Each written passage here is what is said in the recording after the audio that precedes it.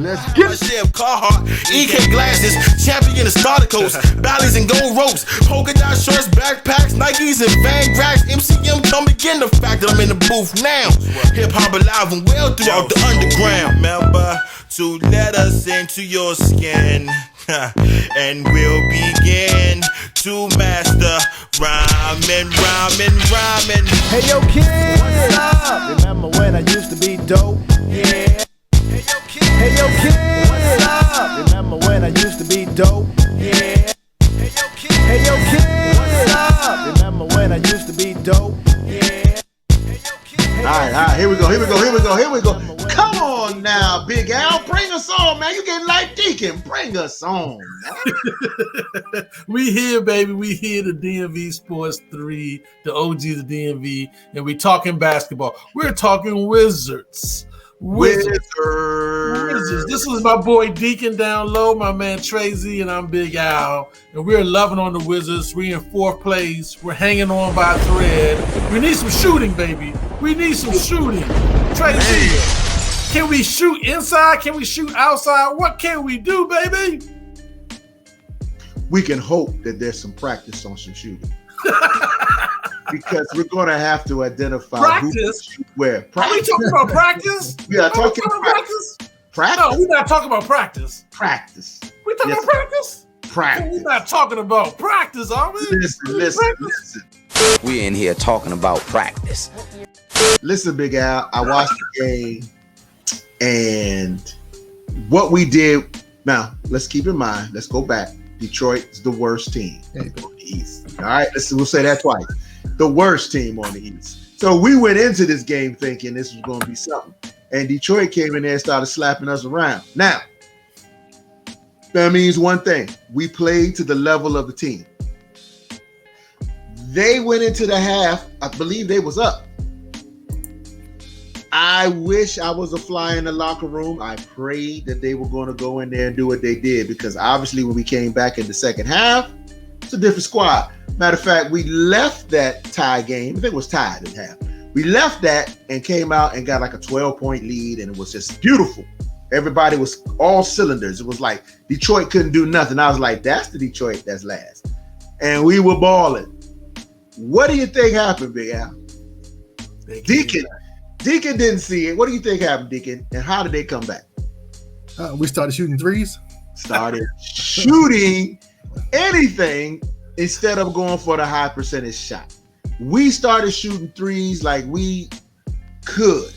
And I think that's what it is, man. I think that like we could. Because listen, nobody's telling them. I think that they got PR men around them and stuff like that. Don't mention the 3 game. Just let them do their thing. I see nothing. I know nothing. Because we're not going to let them know that they can't. They just going to keep doing it. And every now and then when they hit it, it's like, yeah, they pose. They throw their hand up like, this is what I do. Man, you 1 for 37. He's on there like, posing and everything. I'm like, no. And again, I get mad at Unseld for only this. It's like when they started doing it, why wasn't he down there blocking their shot? I'm telling you, if he do that one time, they're going to be like, that's a tech. I don't care. He doesn't shoot threes when we're up by 12. We were okay. And they threw the 3 up. Detroit got the ball, went into the paint. And what they do, Al? High percentage shot. Layup. This and that. It got to the point where somehow we were up by 2, and Gafford was on pass. Like he was out there at the top of the key trying to check their number 1 rookie. And I was just like, how does this happen? And of course, the dude just double clutched it up under him, made a poster of Gafford, and it was tie game. And I was like, how did we do this? I don't understand. Now, for all that being said, I still love our squad. I appreciate Unseld. But adjustments do have to be made, and we have to be honest with ourselves. When we do get the opportunity, we need to go high percentage shots. Deacon, you laughed at me when I mentioned the Wolfman in my starting 5, but the Wolfman, he makes intelligent shots. He knows what he can do. He doesn't do no more than what he can do. And that is what I like about him. Kuzma, I don't know if he had the inside game, the outside game, and everybody wants to say, hey, he won the game. And he did. But I'm going to tell you, it's not because it's a guaranteed win. It was a shot that he made. And because I watched him miss a lot. I think he was like 3 for 10 on the 3-point. That's not good, y'all. That's not. And I don't want to have to depend on that. And the last thing I'm going to say, and I love him dearly, and he is still the best player on the Wizards. But Bradley Beal in clutch time, Bradley Beal, he did a Heineke. he went back court. And I was like, back court? A professional basketball point guard went back court? And he dribbled it. He just dribbled on the line. What is going on? What? I couldn't even wrap my head around it. And I was just like, no, you don't do that, sir. You don't do that. Now, did I expect Dinwiddie to do that? Did I expect your boy Wolfman to do that? Of course. But not you, sir. You're Bradley, the man Beal. I don't know. Not the Panda. I don't know. He has yet, to this point, bring that game from last year back. And he's not quite the Panda yet. He's not the Panda yet. I mean, he's not the Panda. And look, and there was a stat that was given that I believe it's 9 times in clutch situations that this guy has turned the ball over. What did he say? And there was a stat that was given that I believe it's 9 times in clutch situations that this guy has turned the ball over. Yeah, he's liable. 9 times. This is our man. This is the guy. He is the star. On his locker is different. It's a little wider. It's a little taller. You know, he's the guy. And 9 times you turn it over. 9. Listen, Trey, you're right. You're right. I am. We spoke about this. Say it again. We in this instance. You said it. You said it. It's recorded. No, I ain't gotta chill out. You said it right. In this instance, you are correct. And we spoke about this in the last episode of this podcast, that even though Bradley the real deal, Bradley Beal. That's right. He's still the real deal. He is the real deal. Yes, he is. He is not our closer.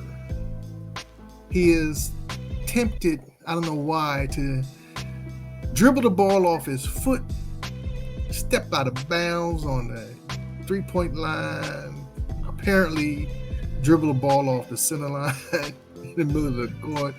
Something about the end of the game where this cat just does weird stuff. And I think he's pushing, but that's not an excuse. He needs to stop it. He needs to cut it out. He did it last year too, to be honest with you. Did he? He did some of that craziness last year. I didn't see that last year. I don't remember that. The Panda was like that last year. Why do you think he dribbles it off his foot? He's practiced it last year. This is what he does. You know, so it's not a surprise. It's not a surprise to me anyway. They talk about practice again? We're in here talking about practice. So, I hasten to be down on the team only because we are in a good position. And it's just like any other sports team, you beat the team that you can beat. And we did that early. We put in the work. We got ahead. Now we have a little bit of leeway to get ourselves together because we have a couple of hard games coming up. You know, going out west is always a chore. So win the games you can win. That's why we beat the Pistons. Mm-hmm. I don't care if they're the second best or the second worst. They're the worst, but we had to beat them and we beat them. I don't care about 1 point or 2 points. We Doesn't had to really beat matter. them. We needed that game. We was on the losing streak. We streak. didn't beat them. That would be a mental bust. Listen, we was on the losing streak and we stopped it for now. Hey, we're gonna have a couple games. We're gonna have a couple games where we're gonna struggle. Don't get excited. Everybody just chill out. Let the season play itself. We're going to be okay. We're going to get a couple players back eventually this year that hasn't played for us yet. and we're going to get them acclimated to the game that we're playing now. Who we talking about? Who you talking about? We're talking about Brian, and we're talking about Hachimura. So hopefully these games come out sooner than later. Yeah. But whenever they get in, they still have to learn how to play for Wes Unseld, how he likes the gameplay, such and such. And as far as Wes Unseld is concerned, I don't know whether he's teaching, hey, you got a green light as far as the three-pointer is concerned. But I've seen a lot of coaches. I saw, I think it was Charlotte, where that young boy tried to do a reverse slam when they 12 points up or something like that, and he missed it. Yeah. The coach is like, come sit by me. Yeah, sit by me, homie. That was we need to do some of that. That was embarrassing. You shoot a raggedy three. Yeah, come on, man. Come on. Block the shot, Wes. You ain't gotta block it. Just come on, sit next to me. Let me talk to you for a second while everybody else plays. You go ahead and you have your lunch right here next to me. So it's gonna be up and down all year. Nobody expected us to be where we are right now. That's right. That's right. So enjoy it, and let's just play basketball. We're going to the next team, we lose. Going to the next team, we win. And we just ride this thing out. Hopefully, at the end of it, we have top 6. Hey, Big Al. We don't have to worry about that play. Well, Big Al, did Deacon just play Switzerland? He did. Deacon just played Switzerland. That was a good Switzerland, Deacon. Thank you, sir. Hey. Deacon Detroit, after the last game, the Detroit game, which was a close game, I was watching the broadcast, and they had the general manager of the Wizards. I can't think his name was Tommy something. I can't think of his name right now. But they had him as a guest on the show after the game. And he talked about, he was expecting us to blow Detroit out, blah, blah, this and that and other. And he made a comment about he's looking to improve the team to be his best this year. He thinks this is a playoff team. Playoffs? And he's going to do what he has to do to make the team be a better team. Yeah. And he mentioned the trade deadline.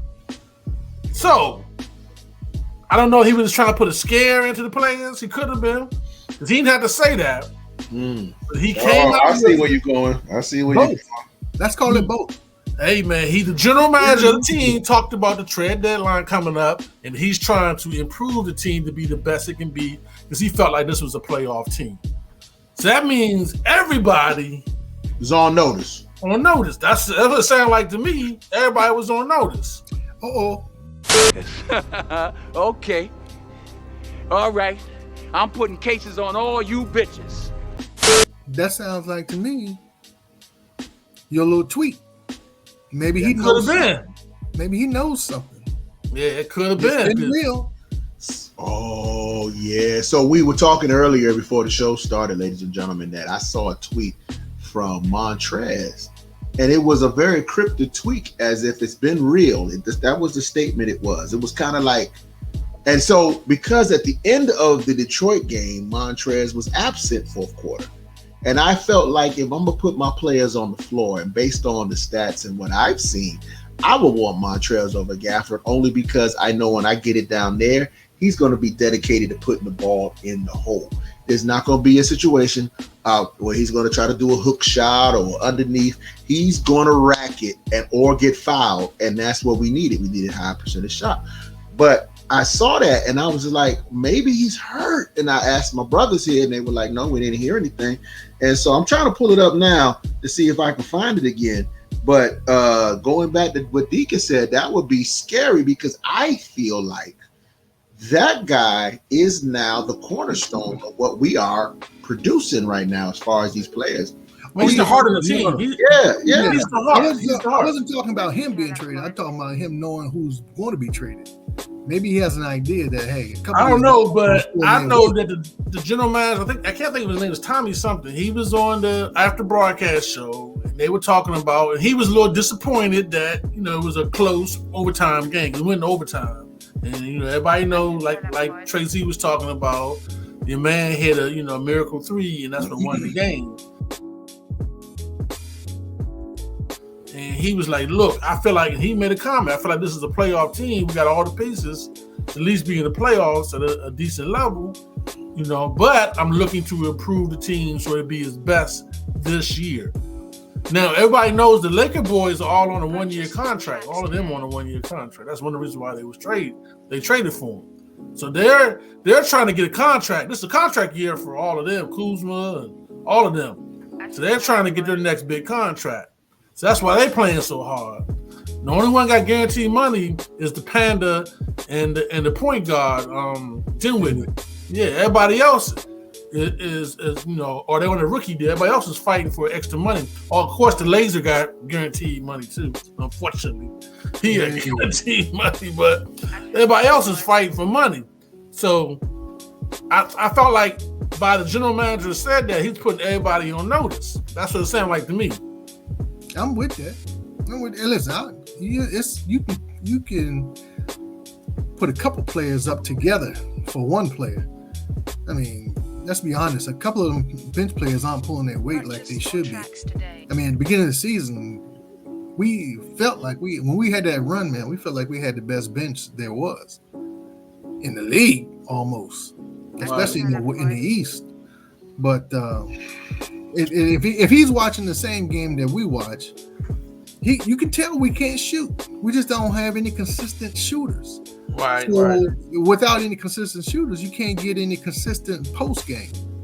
Right. You just can't have it. You can't do it. So, we might have been better off to keep one of them big boys in the center that we had last year. Mm-hmm. We need that height. So check this out. Help me out. This was 10:47 yesterday, right? We as people fail to realize when you point the finger, there are more pointed back at you than the one you point. This is from Montrez. Depends on how many fingers you got in your hand. I'm just saying. But then he goes, about 1 hour after that, was fun while it lasted. That's what it was said, and I'm trying to get some context to it.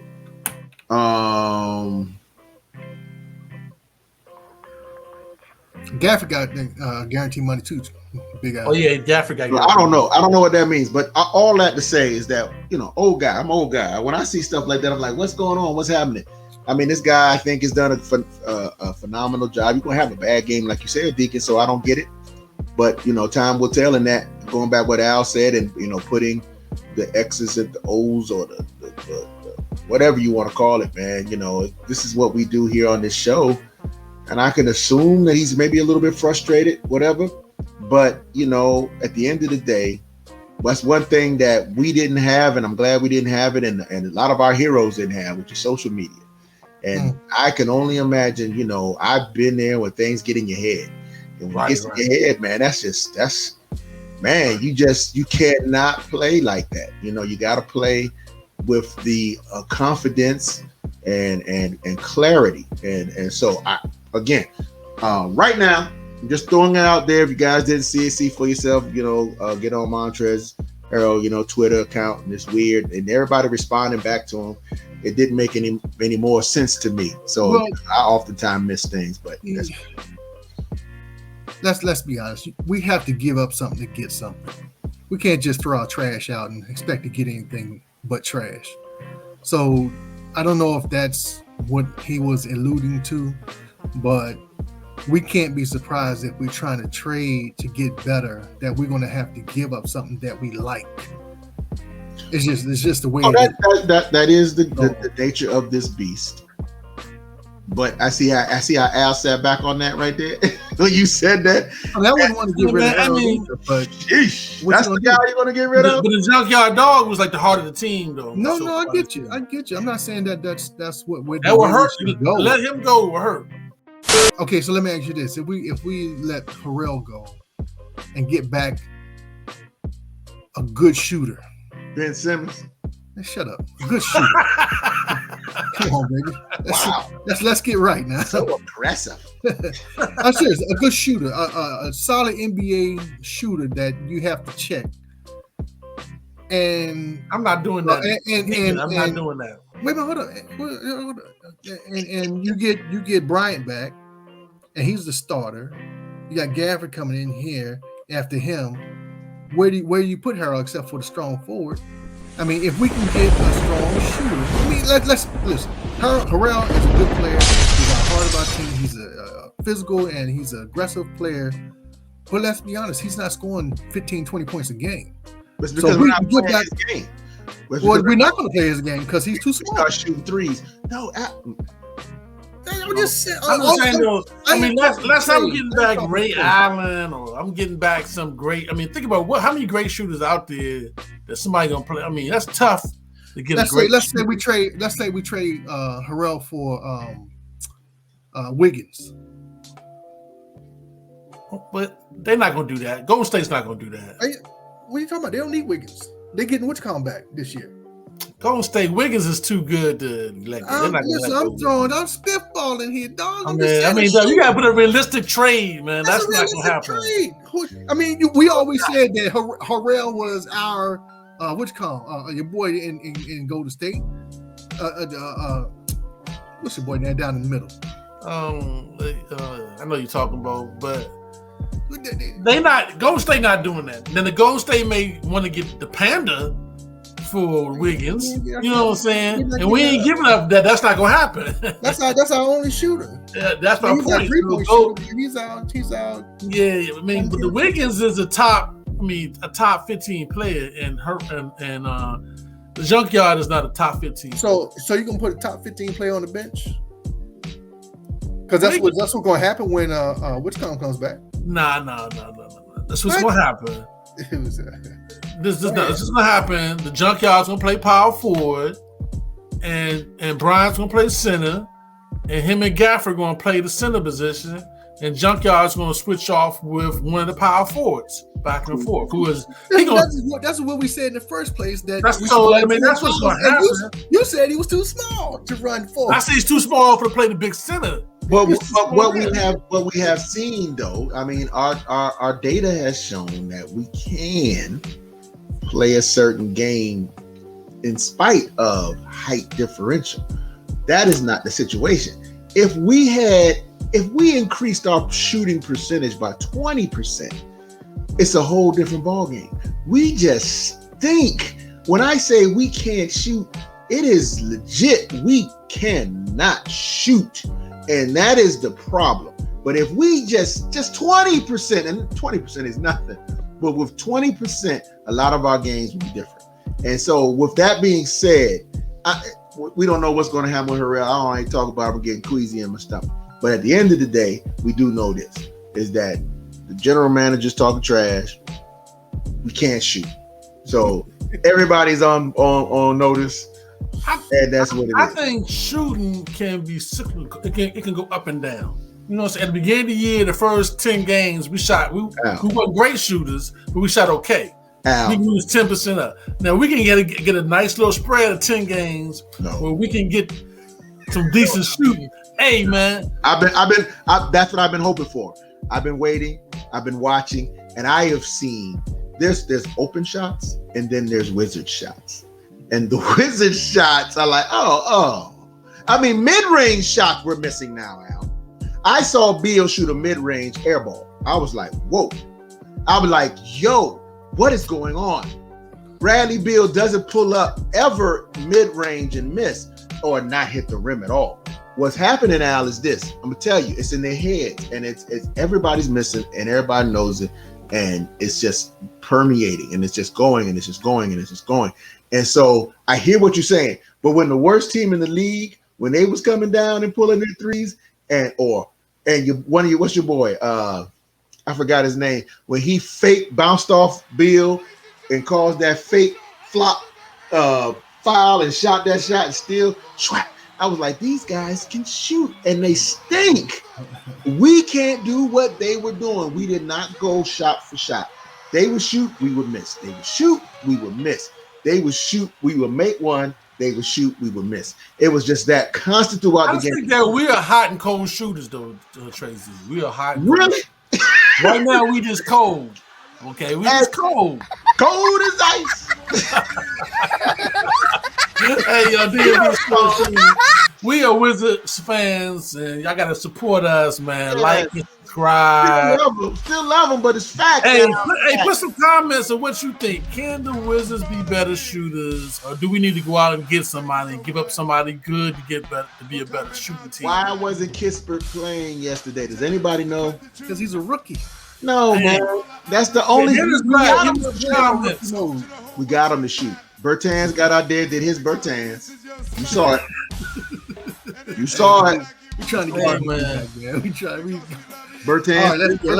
Listen, we love the team, man. We play Utah next time. We play Utah. We got to shoot better against Utah. Utah is huge in the middle. We cannot drive to the middle. This is one game that you don't complain about shooting threes. It's going to be shooting whatever shots open at this point. Wow. Utah, them boys are big down the middle. really told me that they big. We got Gobert and Whiteside down in the middle, man. They're huge. We got the point guard Mitchell. Yeah. You boys can play. So it's gonna be. And this is probably the game that we can blow them out.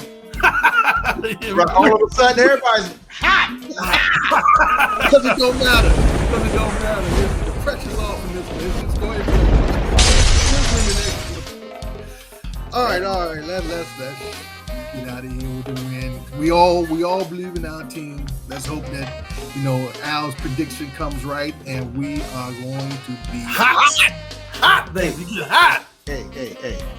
We're gonna be hot. We're gonna win. What you got? I gotta win. Win. We playing at home. Utah at home. We Trap game. Here we go. Well, I'm not betting, but I gotta win. I'm putting no money on it. Let's go Wizards. All right, y'all. Let's go Wizards.